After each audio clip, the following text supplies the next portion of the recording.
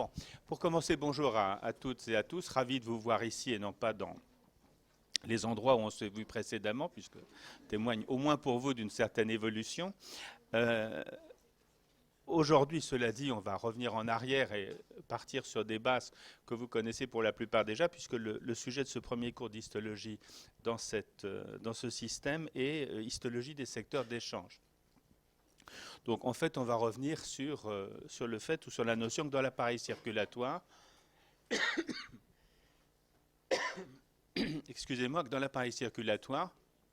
il y a une partie de cet appareil qui en gros est située dans tout ce qu'on appelle les tissus périphériques, c'est-à-dire partout ou à peu près dans le corps humain, où se produisent des échanges, où peuvent se produire des échanges entre le sang circulant et les tissus qui sont situés autour, entre guillemets, du sang, c'est-à-dire en l'occurrence autour des vaisseaux sanguins au travers desquels peuvent se faire des échanges, c'est-à-dire ceux qu'on a définis, version première année, comme les capillaires sanguins. C'est évidemment au plan fonctionnel le territoire où se passent les choses les plus importantes, si on est un peu finaliste de la circulation sanguine, mais ça implique, pour qu'il y ait un secteur d'échange, qui est bien sûr une pompe qui fasse circuler le sang, vous le savez déjà, cette pompe s'appelle le cœur, et vous en connaissez, moi je l'espère, les grands principes de l'histologie. On ne va pas y rajouter grand-chose. Et deuxièmement, qu'il existe entre le cœur et les tissus périphériques, entre le cœur et la zone où il y a des secteurs d'échange, un système de vaisseaux qui permettent d'assurer la distribution du sang, aller et retour, un système artériel et un système veineux. Vous vous souvenez sans doute du cours de première année que ce système artério-veineux est par définition constitué de vaisseaux dont la paroi est trop épaisse pour permettre des échanges entre le sang circulant et la périphérie. Donc ce sont des conduits qui ne sont pas totalement inertes, dont la structure pariétale est organisée de façon différente, suivant que le vaisseau est soumis à des fortes pressions de circulation, cas des vaisseaux artériels, et tout particulièrement des vaisseaux artériels de la grande circulation comme l'aorte, bien sûr, et les vaisseaux veineux qui sont soumis à des pressions de circulation de retour beaucoup plus faibles. La différence entre les deux, elle tient non pas dans l'organisation de base de la paroi qui partout, à tous les niveaux, contient une intima, une média, une adventice, mais dans le fait que dans le système artériel, et là notamment où les vaisseaux sont soumis encore une fois aux pressions les plus importantes, donc dans les plus gros des vaisseaux artériels, on trouve une armature qui possède le tissu qui permet de s'adapter à ces pressions et de restituer à la paroi l'énergie qui a été fournie par l'onde sanguine qui arrive, bref, du tissu élastique. En d'autres termes, système artériel, système veineux. Dans le système artériel, on trouve plus ou moins développé, très développé dans les gros vaisseaux, beaucoup moins dans les tout petits, une armature élastique. Rappel qu'on ne trouve pas dans le système veineux, puisque dans le système veineux, il n'y a pas les mêmes pressions de circulation, ce que vous savez déjà, ce qu'on vient de redire. Le cœur, c'est la pompe, égale en physiologie automatisme cardiaque. Le système des vaisseaux artériels et veineux, que ce soit dans la petite ou dans la grande circulation, c'est ce qu'on a assez longtemps, et en histologie encore, défini comme le secteur de la macrocirculation. Une circulation qui se fait dans des vaisseaux relativement volumineux, et là pour nous le petit sous-entendu est suffisamment volumineux pour que la paroi soit épaisse, égale pas d'échanges transpariétaux justement, et un territoire de la macrocirculation qui emmène le sang d'un endroit à un autre. Dans de très nombreux territoires, peut-être pas inutile que je vous le redise parce que c'est quand même une base d'anatomie et de chirurgie classique et importante, dans de très nombreux territoires qui vont avec cette macrocirculation où il y a des artères et des veines, les artères et les veines sont organisées les unes par rapport aux autres, et la règle de base la plus simple, c'est la règle des pédicules vasculaires, où on a souvent dans tel ou tel territoire une artère flanquée d'une ou éventuellement deux veines satellites, deux veines de retour homologues, dans une atmosphère conjonctive, et au niveau desquels on trouve également des filets nerveux qui vont se répartir dans les mêmes travées conjonctives que ce qui entoure les artères et les veines, ce qui fait que cette notion définit ce qu'on appelle les pédicules vasculo-nerveux. Je crois que vous en avez au programme des enseignements dirigés si vous prenez fantaisie d'aller à ces enseignements dirigés d'histologie, virgule, ce que je vous recommande le plus vivement, pointe à la ligne. Bien. Il fallait que ça soit dit, donc autant le dire de façon bête et triviale, mais ça ne peut pas faire de mal au passage dans une discipline morphologique d'avoir une idée de ce qu'on voit effectivement et de la base à partir de laquelle on a décrit les structures. Enfin, je vous rappelle quand même la règle de base qu'on a entre nous, c'est qu'une structure n'a d'intérêt que si on en comprend la fonction, que si c'est lié soit à une fonction, soit à une pathologie principale. Mais évidemment, ça n'empêche pas de connaître la morphologie avant d'en apprécier la fonction.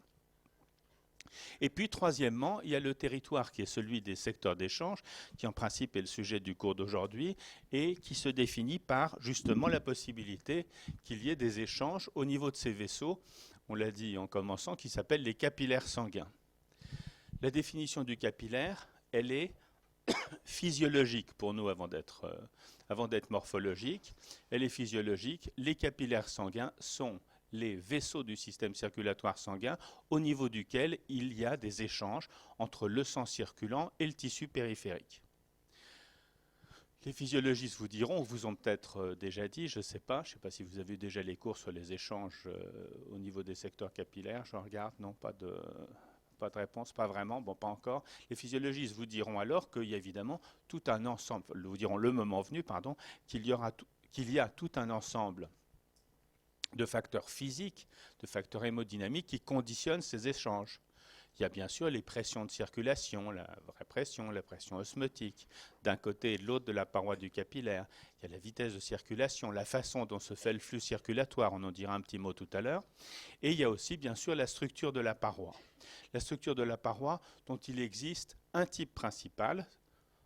celui des capillaires qu'on appelle continu, et dont la paroi se résume en gros à, vous le savez déjà, une cellule endothéliale, parce que l'endothélium vasculaire est un épithélium pavimenteux simple, en dessous duquel il y a une membrane basale et, de temps en temps, associée à cette basale, dans un dédoublement de la basale, dit-on, des cellules un peu particulières de type musculaire qu'on appelle les péricytes. Péricytes de type musculaire pour lesquels la version actuelle est de dire que surtout il ne faut pas imaginer une seule seconde qu'ils aient un rôle contractile et qu'ils auraient plutôt des fonctions de régulation de cellules réactionnelles plutôt que d'être une cellule qui permet de, si elles étaient contractiles, on imagine, contraction d'une cellule dans la paroi, ça augmente le tonus, ça augmente la pression dans le vaisseau et donc ça pourrait avoir une fonction vasomotrice. Il semble que ça ne soit pas le cas. Mais pour autant, les péricytes existent bien et morphologiquement ressemblent à des cellules contractiles, sous-entendu, mais ne sont pas des cellules contractiles. Cette paroi, on va le redire dans un petit moment, n'est pas totalement inerte et n'a pas qu'un rôle de paroi limitant un capillaire ou de paroi pouvant être traversée par des substances dans un sens ou dans l'autre, dans le cas des échanges de ces secteurs d'échange. Mais l'une des notions morphologiques qui est importante, c'est qu'il a été défini il y a déjà pas mal d'années que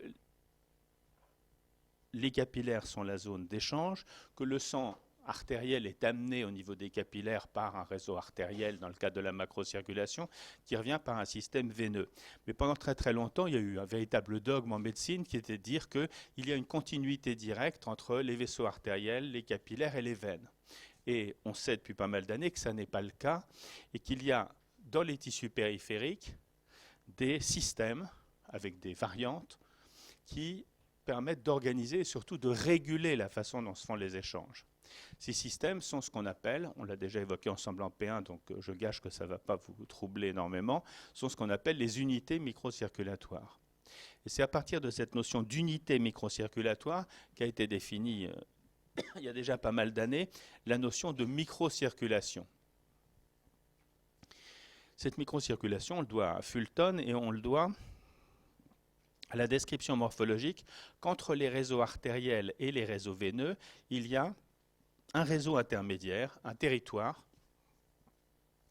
qui a été défini comme le territoire de la microcirculation, qui a été défini comme micro tout d'abord par sa taille, et l'un des éléments clés de la description de Fulton avait été de dire que le territoire de la microcirculation était celui où on trouvait des vaisseaux de taille inférieure à 50 microns, c'est-à-dire tout petits par rapport aux vaisseaux artériels et veineux de la macrocirculation, enfin relativement petits, puisque bien sûr il y a quand même une transition entre les vaisseaux artériels afférents et les premiers vaisseaux de la microcirculation. forcément, il y a une continuité du système vasculaire. Elle ne sera pas interrompue à ce niveau. Mais l'élément important de cette microcirculation était de définir qu'il n'y avait pas effectivement une continuité directe entre artères, capillaires et veines, mais qu'il y avait un réseau plus complexe. Et c'est ça qui a conduit à décrire plusieurs types d'unités microcirculatoires, dont la plus commune est celle-ci. On doit à deux auteurs qui s'appellent Chambers et Zweifach d'avoir décrite, et je crois me souvenir vous l'avoir infligée l'année dernière, peut-être même l'année d'avant aussi pour certains malheureusement, au chapitre de description des structures de base, des échanges. Quelle est la signification physiologique de ces unités microcirculatoires communes ? Bien, elle est facilement compréhensible par la morphologie. Le premier point, si on le détaille, c'est de dire que dans l'unité microcirculatoire commune, il y a un vaisseau artériel afférent, quelle surprise, qui est tout petit, on l'appelle donc artériole, ce sont les plus petits vaisseaux, hein, vous vous souvenez du système artériel, et qui a un vaisseau veineux efférent, qui lui aussi est tout petit, qui s'appelle vénule. Et donc, le premier point, il est tout bête, mais heureusement, il correspond à une réalité physiologique élémentaire, mais indispensable, c'est que du sang artériel arrive par une artériole dans un territoire et que du sang veineux repart par une vénule. Entre le sang artériel et le sang veineux, il y a des différences de composition qui sont évidemment liées aux échanges qui ont lieu à tel ou tel endroit. Mais première notion complémentaire, entre l'artériole et la vénule, on ne trouve pas de capillaire, donc il n'y a pas dans les unités microcirculatoires communes, cette fameuse continuité artère, capillaire, veine que j'évoquais tout à l'heure, mais on trouve un vaisseau intermédiaire, un vaisseau qui s'appelle métartériole. Donc, certains appellent métartériole, enfin peu importe qu'on double le A ou pas. Cette métartériole, elle permet au sang artériolaire de passer dans le secteur de la vénule, mais elle permet au sang de passer de l'artériole à la vénule au travers d'un vaisseau dont la paroi n'est pas suffisamment fine pour permettre des échanges, donc un vaisseau qui n'est pas un vaisseau d'échange. Sous-entendu, dans les unités microcirculatoires communes, premier point physiologique essentiel de la description, en gros c'est à ça que ça rime l'histoire, le sang peut passer directement de l'artériole à la vénule sans subir, sans faire l'objet d'échanges avec le tissu périphérique. Il faudra donc, et on le sait, que le système se complète d'autres choses, se complète des vaisseaux sanguins dont on sait qu'ils s'appellent les capillaires pour qu'il y ait un secteur d'échange. Il arrive bien sûr, la suite du schéma, c'est de rajouter que sur l'axe circulatoire de base représenté par la continuité artériole, méta-artériole, vénule, viennent se greffer un petit réseau de denses capillaires ou de vaisseaux capillaires, on peut les appeler à loisir d'une façon ou d'une autre, qui sont branchés sur le système, le plus souvent à partir de la métartériole et vers la métartériole, et qui permettent au sang qui circule entre l'artériole et la vénule, s'il ne passe pas directement de l'une à l'autre par la métartériole, d'emprunter le réseau, qu'on pourrait presque qualifier de réseau secondaire, hein, de petit réseau complémentaire d'école buissonnière vasculaire, des anses capillaires. Et là, au niveau de ces anses capillaires, c'est là qu'on trouve les différents types de capillaires du corps humain, et en particulier, je retourne en arrière parce que j'avais mal organisé mon diaporama, les capillaires continus qui sont de loin le type le plus fréquent de capillaires. Alors, capillaire continu confère cours de première année, un diamètre de relativement petite taille, en moyenne on dit qu'il est de l'ordre de 8 microns, donc il y en a des un peu plus petits, des un peu plus grands. Au passage, il y en a des plus petits, donc il y a des capillaires dont le diamètre est plus petit que celui des hématies. Vous pouvez là recaser le couplet que pour que le sang passe dans les capillaires les plus petits, il faut que les cellules soient un petit peu déformables. Et au premier rang de ces cellules, les hématies, ce qui oblige à un certain nombre de propriétés membranaires de l'hématie, mais ce qui implique aussi un certain nombre de liens au moment du passage des hématies entre les cellules qui passent et la paroi du capillaire et ce qui l'entoure. Le sang... Le capillaire continu, c'est un endothélium. Endothélium égale épithélium pavimenteux simple.